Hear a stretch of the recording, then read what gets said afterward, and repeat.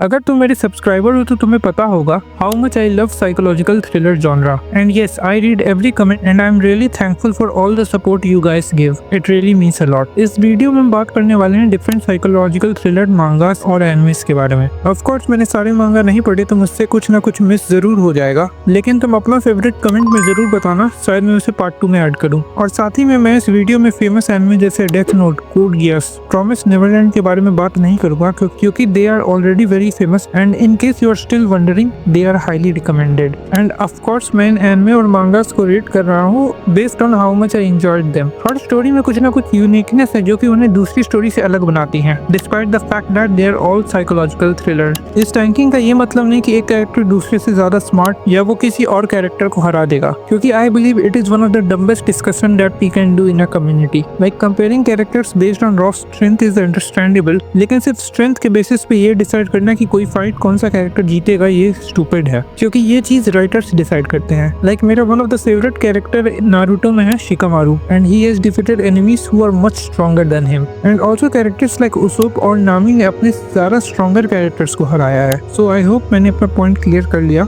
तो चलो शुरू करते हैं।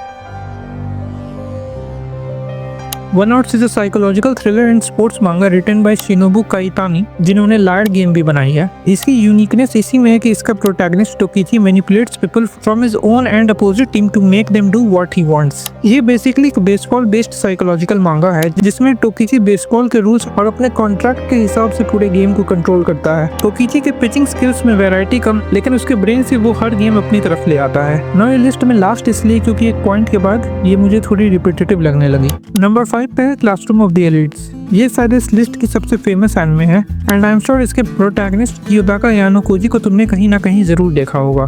यानोकोजी रिजल्ट है व्हाइट रूम प्रोजेक्ट नाम के एक एक्सपेरिमेंट का, जहाँ उसे बचपन से ही ऐसे एनवायरनमेंट पे रखा गया है कि he is emotionally numb, he doesn't feel any kind of human connections और इमोशंस, और वो थ्रू आउट द स्टोरी लोगों को मैनिपुलेट करता है ताकि वो उन्हें स्टडी कर सके और अपने एंटरटेनमेंट के लिए यूज कर सके। नंबर 4 पे है Liar Game. It is one of the most realistic psychological thriller manga जो मैंने पढ़ी है। इसका protagonist Akiyama Shinichi is a genius psychology student और वो अपने पूरे साइकोलॉजी के कॉन्सेप्ट यूज करता है लोगों को मैनिपुलेट करने के लिए। उसे पता है कि लोग कौन सी सिचुएशन में कैसे बिहेव करते हैं और वो डायरेक्टली या इनडायरेक्टली लोगों को मैनिपुलेट करता है अपना काम निकलवाने के लिए। बट इन सब के बावजूद भी लायर्ड गेम शायद आपको शुरुआत में पढ़ने के लिए थोड़ा मुश्किल लग सकता है, इसलिए नहीं कि यह मांगा बुरी है, बल्कि इसलिए कि ये अपना मैसेज इतने अच्छे से देती है कि उसे देखना थोड़ा मुश्किल हो जाता है। Yes, I am talking about इस सीरीज के रियल प्रोटैगनिस्ट कांजाकी नाओ। कांजाकी नाओ को शुरुआत में इतनी गलेबल दिखाया गया है कि अगर कोई उससे कह दे कि सूरज पश्चिम से उगता तो वो शायद वो भी मान जाएगी। नाउ आई अंडरस्टैंड नाओ का कैरेक्टर भोले लोगों को डिपिक्ट करने के लिए दिखाया गया है and I know people like that exist. It's just that it is a bit hard to read because now के कैरेक्टर के लिए बुरा लगता है और साथ में उस पर गुस्सा भी आता है।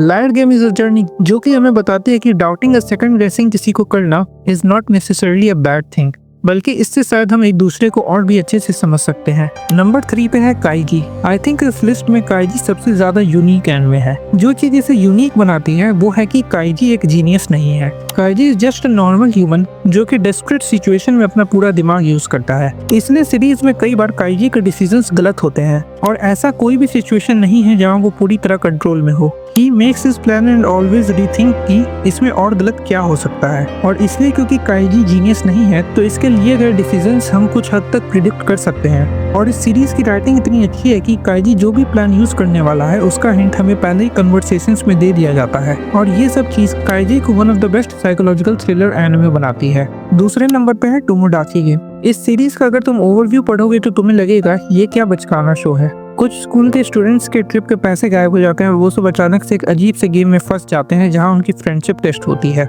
ये डिस्क्रिप्शन सुनने में जितना सिंपल या ऑर्डिनरी लग रहा है, ये सीरीज उतनी ही कॉम्प्लेक्स है। काटाकिरी यूइची शुरुआत में तुम्हें एक नॉर्मल सा बंदा लगेगा, लेकिन वो क्या है और अपना गोल हासिल करने के लिए कहाँ तक जा सकता है, ये तुम्हें हैरान कर देगी। इसके एनिमे में 12 एपिसोड्स कवर हुए हैं जो कि सीरीज के to be honest boring part को कवर करती है। इसकी मांगा इतनी शानदार है कि हर चैप्टर में कुछ ना कुछ होता है जो कि स्टोरी को और इंटरेस्टिंग बना देता है, और जैसे ही एडल्ट टोमोडाची गेम स्टार्ट होगा there is no going back.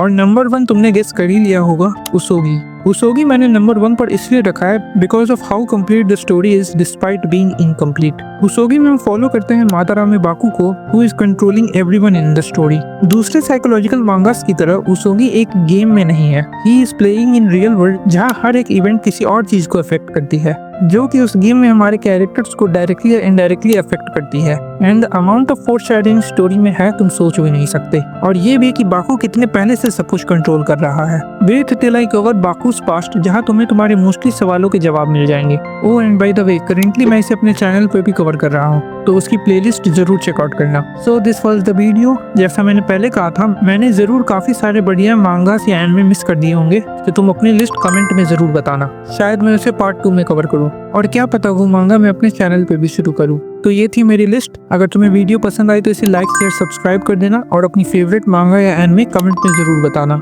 मैं मिलूंगा अगली बार। जय हिंद।